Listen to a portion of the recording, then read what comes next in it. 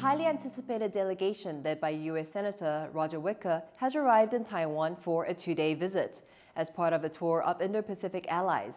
President Lai Ching-te has met with the group, and on the agenda is regional security. Alan Liu has more.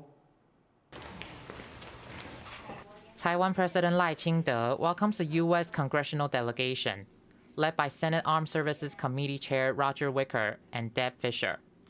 Lai thanked Congress for its multiple initiatives to strengthen Taiwan's security. 台湾位在第一岛链，印太的第一岛链，直接面对威权的威胁。台湾有决心守护国家的安全，台湾也深知有责任维护印太的和平稳定。Wicker said the U.S. remains committed to the Taiwan Relations Act and other moves to support Taiwan. He also looks forward to further conversations on U.S.-Taiwan cooperation. We are here to get a better understanding of the needs and the concerns of our dear friends from Taiwan, but we're also here principally to bring a strong message of friendship and mutual defense for our two democracies. Taiwan is the delegation's last stop of its trip across the region.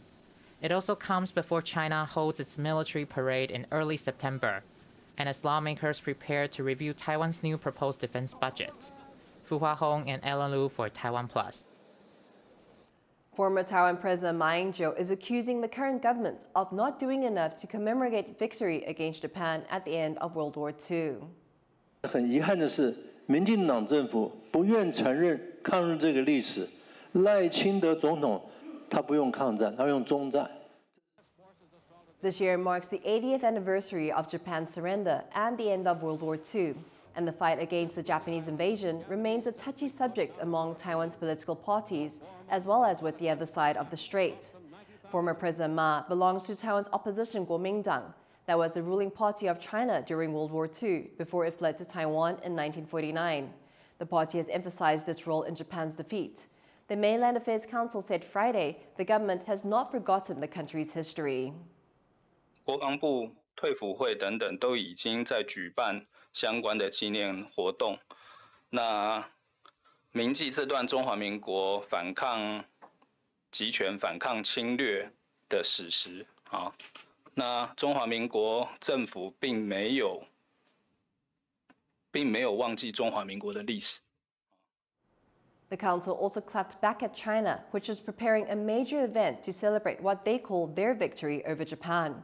The council said it was the nationalist forces of the Republic of China that led the war effort and not the Chinese Communist Party. At least 15 people are dead in Kyiv after a fresh Russian attack. Moscow says it's ready to talk about ending its war with Ukraine, but there are some doubts about what's next for diplomacy. John Van Triest reports. Russian missiles and drones pounded Kyiv overnight Thursday in the deadliest attack on the city since July, part of an assault on targets across Ukraine. Ukraine says at least 15 are dead, 4 of them children.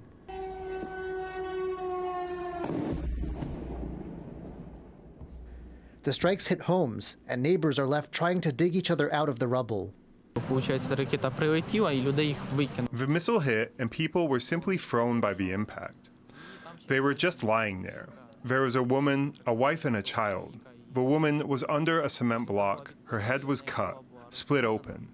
She was under this block, and we weren't able to lift it. It was only lifted when the emergency services came, but she couldn't be saved. After the sun came up, survivors packed their belongings and began to process what happened. For some who fled to Kyiv from the front line, it's yet another displacement. I heard the sound of the impact while I was sleeping, and then I saw the window frame falling towards me. What were you thinking at that moment? Where my cat went. Ukrainian President Volodymyr Zelensky criticized Russia on social media, saying it's choosing to, quote, continue killing instead of ending the war. And he called on China, set to host Russian President Vladimir Putin at a military parade next week, to respond to the attack. In the European Union, this latest attack is sparking fury. I'm outraged by the attack on Kyiv, also hitting our EU offices. This was the deadliest drone and missile attack on the capital since July. And as you can see behind me on the screen, it was an attack also on our delegation. I just spoke with our deputy ambassador, and I'm relieved that none of our staff were harmed. But Ukraine is doing strikes of its own, targeting a pillar of the Russian economy, oil. A drone strike hit this refinery in Samara, hundreds of kilometers from the Ukrainian border. From Moscow, views of Thursday's attack are quite different. Kremlin spokesperson Dmitry Peskov says Russia doesn't deliberately attack civilian targets. It says Ukraine is hitting civilian infrastructure in Russia, too. And Peskov says Russia's still ready to talk. The strikes are successful, the targets are being destroyed, and the special military operation continues. At the same time, Russia remains interested in continuing the negotiation process in order to achieve our goals through political and diplomatic means. But the attack could complicate any talks. In Europe, at least, there's some skepticism of progress. U.S. President Donald Trump has pushed for Zelensky and Putin to meet face-to-face. But German Chancellor Friedrich Merz now says it's obvious such a meeting won't happen. For now, the question of what Thursday's attack means for diplomacy is one that's too early to answer. Patrick Chen and John Van Trieste for TaiwanPlus. A depiction of Taiwan's national flag at the World Expo in Osaka has sparked controversy.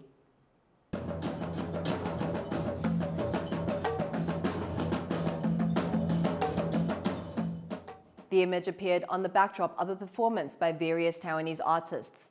The Expo committee asked for it to be covered due to, quote, external pressure. That could mean pressure from China, which objects to any displays of Taiwan's national symbols at international events. In the end, the image was covered by two deity puppets. This prevented the puppeteers operating them from taking part in the show. Taiwan's Culture Ministry said the backdrop design had already been approved by event officials and did not violate any on-site regulations. Earlier this month, Taiwan won its first gold medal at the World Games in Chengdu, China, with the women's tug-of-war team making it to the top of the podium for the 6th time since 2005. With the athletes now back in Taiwan, I went to find out how they pulled it off. A sport all about strength, technique, teamwork, endurance, and most importantly, determination. 永不放弃，对吧？因为其实就不管场地多么困难、多么难拉，但是我们都是保持着一定要赢的决心，就是都不能放弃任何的机会。就算已经被拉过去3公尺，但我们至少还有1公尺可以就是拉回来。 This tenacity carried Taiwan's tug-of-war athletes to the top of the podium at the 2025 World Games in Chengdu, China, where they defeated Switzerland in the women's 500-kilogram final. The victory marks Taiwan's 6th consecutive gold in the event since 2005. 所以我觉得它对我们来说是一个很重要的一件事情，也是一个肯定，也是一个责任。对，因为我觉得这是我们长时间、长期就是打拼下来的。 This journey was fraught with challenges, not only battling their opponents, but also contending with heavy rain. But through these challenges, the athletes emerged stronger than ever, pushing themselves beyond their limits and making crucial adjustments after every game. 我觉得最好是因为教练也跟着我们一起这样淋雨，然后团队也没有因为下雨，然后就是去害怕说不敢做什么动作，然后反而是越下雨，我们好像气势有越来越强大这样子。 On top of the tough conditions, the team also carried a disadvantage: their height. 一定会有压力啊，因为我其实是拉1的，对，我是拉第1个，然后每次站在前面就会看到对手就是每个都比我们高。To make up for that disadvantage, the athletes endured grueling training, 6 days a week, starting early in the mornings and sometimes lasting until 9 p.m. Their regimen included strength training, explosive power exercises, endurance work, and grip strength development. 把这样辛苦的训练，他枯燥乏味，那也没有英雄主义，不像打篮球、打排球，可能一个 MVP 就可以掌控全场。我们这没有。那训练上因为场地不一样，所以要考量因素又比较多。我常跟他们讲说，你们要做最坏的打算，你的力量要比对手还要大。不管在短的场地，你也需要耐力要比对手好。Despite the rigorous training, the athletes never backed away. 所以我觉得我们选手里面服从性特高。那所以他们能够接受我开给他们的课表，那可以完全接受之下所产生出来的一些技术层面为相对高，那团队默契会相对好。Now, with gold secured at the 2025 World Games in China, Taiwan's tug-of-war team now sets its sights on the World Championships in Nottingham, UK, this September, driven by the same determination that has kept them at the top of the sport. Chris Ma and Sani Chi for TaiwanPlus. Decades of mountaineers have left Mount Everest and other peaks in the Himalayas covered in garbage, but a new initiative to clean the mountains is taking off in Nepal, led by drones. John Van Triest reports. Received. All right, and released. Another load of garbage brought back from the roof of the world thanks to drone technology. Mount Everest's fame as the world's highest peak has brought hordes of trekkers seeking its summit and leaving tons of garbage behind. So bad is the trash problem on the slopes of Everest that some have taken to calling the mountain the highest dumpster in the world. But not for long, if this team has anything to say about it. Helping lead the cleanup is Raj Bikram Maharjan, CEO of Airlift Technology. From his office in Kathmandu, he's starting to bring the Himalayas' sky-high peaks back to their pristine state. And he's able to do it thanks to Chinese-built drones, able to carry heavy loads and get back and forth to remote piles of garbage far faster than people could. Every year in the mountains, huge amounts of trash pile up, but there is no possibility of bringing it down. The only options are helicopters and human manpower, with no option in between. As a solution for this problem, we came up with a concept of using our heavy lift drone to carry garbage from Camp 1 down to base camp. This spring climbing season, roughly April to early June, a pair of the drones cleared 300 kilograms of trash from the mountainside. At $20,000 US each, these drones are a pricey investment, but the manufacturer provided them to the project, both to help the environment and for publicity. And it's not just Everest. In September, the drones will go to Mount Manaslu, the world's 8th highest peak, to clear garbage there. Drones may soon become a fixture of Nepal's Himalayan trekking routes, and for reasons besides the environment. They've also proven useful carrying bulky supplies, making climbing lighter and safer.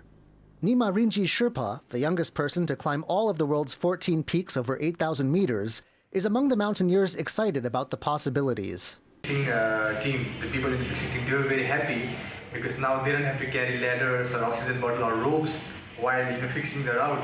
They can simply just go by themselves, and then the drones will carry the ladders and the oxygen and the ropes for them. They were very happy because for them it's also like, as I told you, saving a lot of time, a lot of energy. There's a lot of talk about drones these days, especially their military use.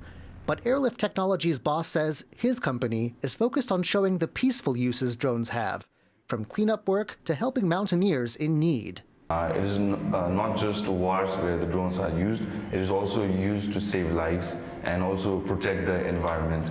So we have to see drone technology as a future where the climate, from the environment aspect, and also from the humanitarian aspect, this is going to be a game changer.